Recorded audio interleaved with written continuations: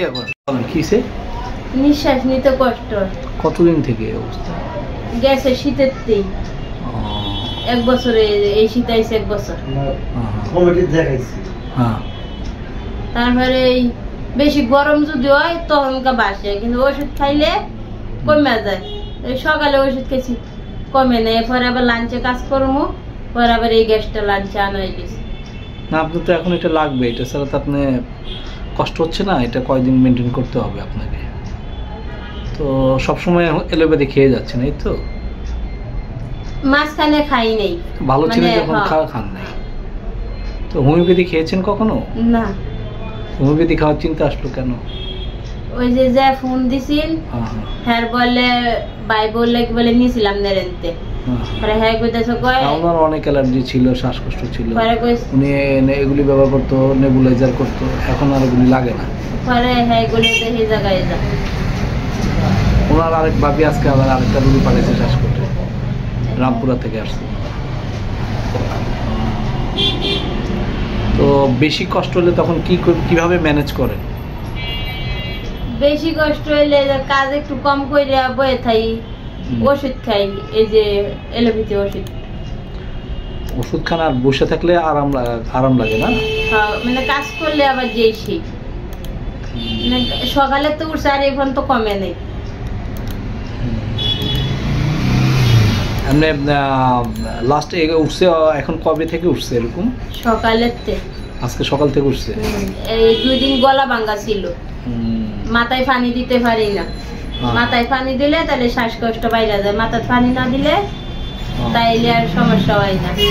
আজকে আবার মাথায় পানি দিছি, এখন এই শ্বাসকষ্ট উঠে গেছে।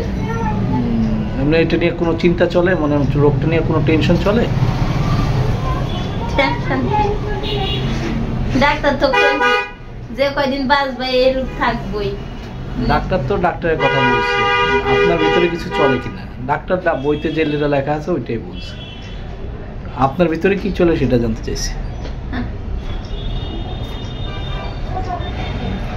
আমার তো কষ্টই হয় না, যখন উঠে তখন আমার অনেক কষ্ট হয়, কাজ করা লাগে না, আমি কোনো কাজই করতে পারি না যখন উঠে। রান্না বাড়া কাপড় সবই তো করা লাগে, আর নিঃশ্বাস নিতে গেলে যে চাটনি ডিমে আজকে ব্যথা আছে, ওটা এখন আর কিছুই করতে পারবো না।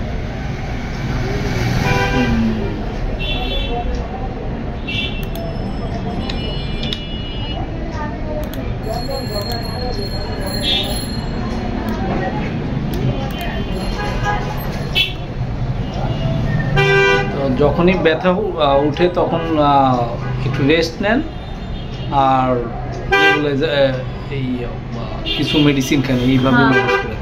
তো কোনো টেনশন নাই এটা নিয়ে?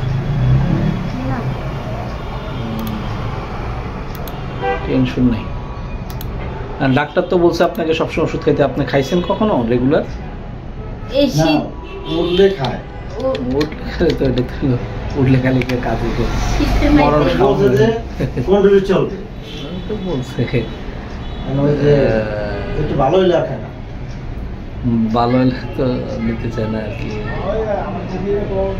যখন আপনার এই কষ্টটা শুরু হয় তখন মন মেজাজ কি অবস্থা থাকে? কেউ লোক আমি কথাই করতে পারি না, এখন তো তাও সারাদিনে যে এখন একটু কম, এখন একটু কথা। ওখানে তো একটা এনভায়রনমেন্টে ছিলেন, ওখানে তো ডাস্ট উঠতেছে সারাক্ষণ, ঠিক না? আমি একটা কথা কম, কেউ লোক আমি কথা কইতে পারি না, কথা করার আগে আমার কাশি।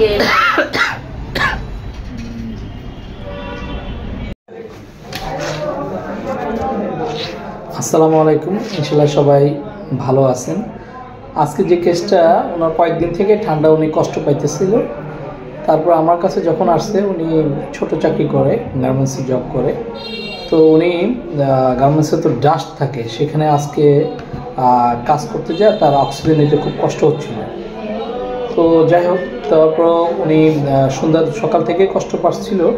তো আমার কাছে আসার আগে তার অফিসে তো ডিউটি বুঝে নেই, তখন ডিউটি অবস্থায় তার আগে একটা ইনহেলার কিনে নিতে হয়েছে, ডিউটি কষ্ট হচ্ছিল। তো আমার কাছে এসে প্রথম সে আর কি অফিস থেকে বেরোয় যে আমার কাছে আসবে, এটাও সে পারতেছিল না, শ্বাস নিতে পারতেছিল না।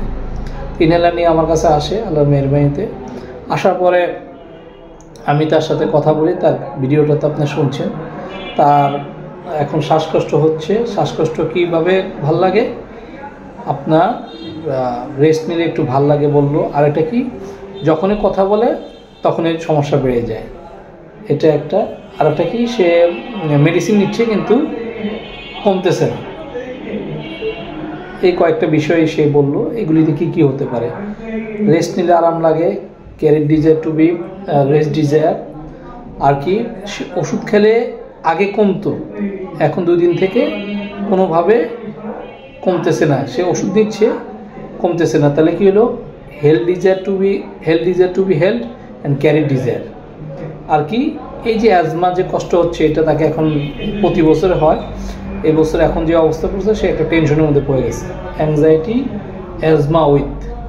আর কি বললো, আমি যখন চুপচাপ থাকি তখন আমার সমস্যা হয় না, যখনই কথা বলি তখন এই শ্বাসকষ্ট বেড়ে যায়, কাশি বেড়ে যায়, এই সমস্যা। তখন তাকে হোয়াইট ওয়ান্স টু বি, এই 4টা রুব্রিক করে তাকে আর্সেনিক করা হলো 0/2। 0/2 আমার এখানে বসে ওনাকে একটা ডোজ খাওয়াইছি। আল্লাহর কি মেহরবানি, একটা ডোজের মধ্যে প্রথমেই সে 5 মিনিটের মধ্যে তার বলতেছে সে এখন বেটার লাগতেছে, সমস্যাগুলি কম ফিল করতেছে। তো আসলে আল্লাহর কাছে শুকর, আল্লাহ কাকে কীভাবে ভালো করবে সেটা উনিই জানে। তো এই জন্য দিছি। এবং কি মজার ব্যাপার, সে আমার কাছ থেকে 19/11/2024 ওষুধ নিছে। ওইটা প্রতিদিন একবার করে খেতে দিছি, চলছে।